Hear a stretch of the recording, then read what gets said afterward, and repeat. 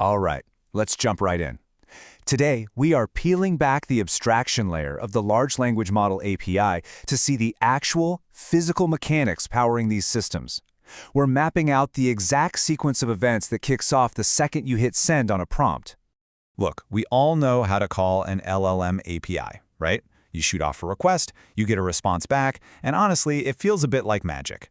But almost nobody knows what's actually happening on the other side of that call. We tend to just treat these models as a black box of intelligence, and we totally ignore the insanely heavy memory gymnastics happening on the servers. But here is the thing. You absolutely cannot optimize what you can't see. If you're building AI apps and you treat inference as a simple request in, response out illusion, you are eventually going to break your system scale and, for sure, your budget. Realizing that inference is physically constrained by memory bandwidth and not just raw compute power literally changes everything. The entire optimization journey we're going on from here depends completely on understanding the internals we're covering in this explainer. So, here is our game plan for today. First, behind the API call. Second, the inference serving stack. Third, latency, TTFT versus TPOT. Fourth, concurrency and request queuing. And finally, the optimization journey ahead. Part 1. Behind the API call. Consider this absolutely fundamental truth. Generating a token is mostly just waiting on memory. It is not about the GPU doing a bunch of math, it's about the GPU dragging massive model weights across a memory bus. If you get this one single fact wrong, performance tweaks just look like a random grab bag of tricks. But if you get it right, the entire serving stack makes perfect sense. Moving on to Part 2, the inference serving stack. Your data actually passes through 5 distinct phases before a single generated word makes it back to your screen. It's basically a highly orchestrated relay race happening in milliseconds. Let's break down each phase. Step 1 is request ingestion and tokenization. The API receives your raw text and translates it into integer IDs. But here is the catch. Tokenization is not trivial. Token count is definitely not the same as word count. For instance, code or non-Latin scripts can consume vastly more tokens for the exact same amount of meaning. And as prompts grow to 50,000 tokens or more, the time it takes just to tokenize your input becomes a very real bottleneck. Next up, we hit model loading and GPU memory. To actually run inference, the model's weights have to physically reside in GPU memory, and they are huge. A 13 billion parameter model takes up about 26 gigabytes of memory just to exist. This size directly constrains how many models can even fit on your hardware. If the model isn't already sitting in memory, what we call a cold start, loading those gigabytes from disk is agonizingly slow. This is exactly why systems use model warm-ups to preload weights before any traffic hits. Okay, so once the tokens and weights are ready, we enter the compute engine for the forward pass. Now, unlike a batch classifier that just processes everything all at once, text generation is auto-regressive. That means it generates one token at a time, and every new token depends on all the previous tokens. Imagine trying to write a book, but for every single new word you write, you have to agonizingly reread everything you've written starting from page 1. That's essentially auto-regressive generation.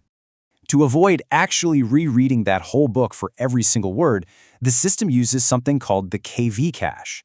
It stores the intermediate key and value matrices from the tokens it's already processed. By caching the past, we completely avoid recomputing attention for the tokens we've already generated. It's a brilliant trade-off where we sacrifice precious GPU memory space to gain massive compute efficiency. We are going to go way deeper into this in a future explainer, but for now, just know it's basically the ultimate cheat code for speed.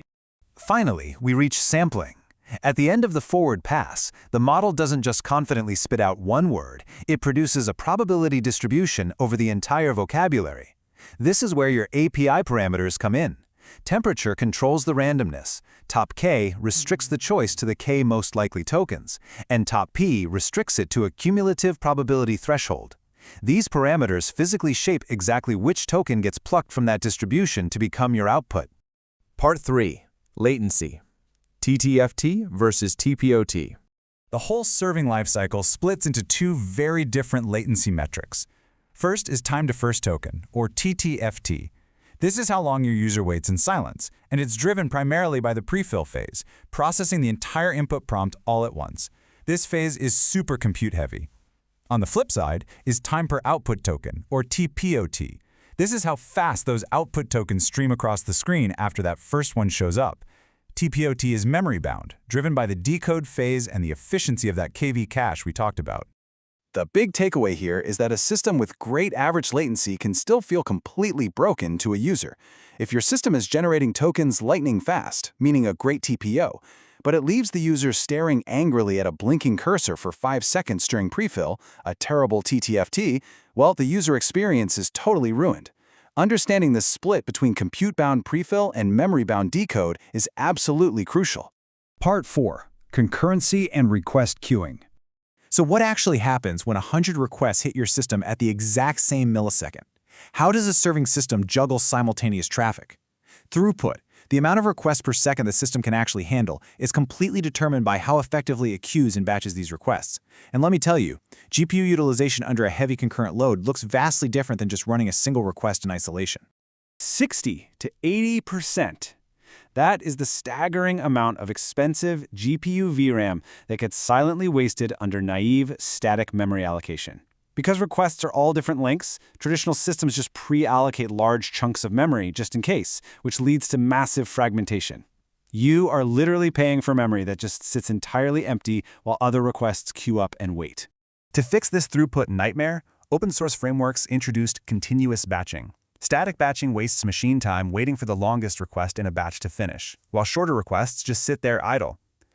Continuous batching, though, schedules everything at the token level. After every single forward pass, it evicts finished requests and admits new ones.